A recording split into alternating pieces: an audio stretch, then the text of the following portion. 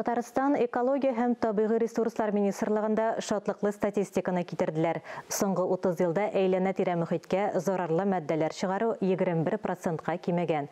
Профильле ведомство республикада һаваның сыйфатын 16 метеостанциядә күзәтә.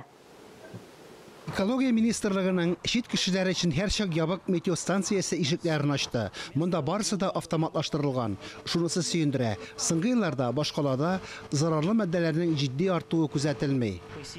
20 минут үткәннән соң без станциядә атмосфера һавасының сыйфатын карый алабыз. Шәһәрдә шундый 16 күзәтү станциясе исәпләнә.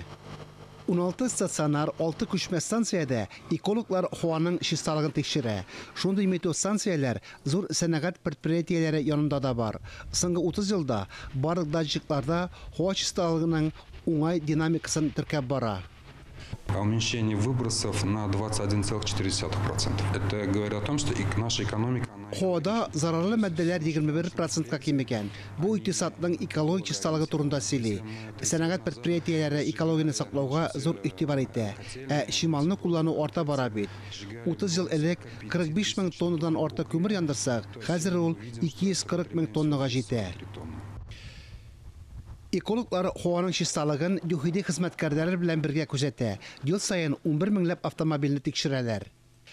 Бензинның сыйфаты да яхшырды. Күпләр газ куллануга күчте. Гадәттә экология өчен аеруча куркынычлы зарарлы матдәләр автомобиль юлларына якын булган станцияләрдә теркәлә. В Казани на 2 передвижных экологических лабораториях по тем же маршрутам мы поставили... Казанда 2 күчмә станциядә формальдегид күләмен ачыклау өчен датчиклар куйдык. Һавада зарарлы матдәнең артуы күзәтелмәде. Һавада зарарлы матдәләр артуының аерым очракларын башка ведомстволар тикшерә. 4 очракта җинаять эше күзәтелгән. Фәнис Мөхәммәтов, Айнур Вәли Әхмәтов, Дамир Мөхәммәтханов, Татарстан яңалыклары.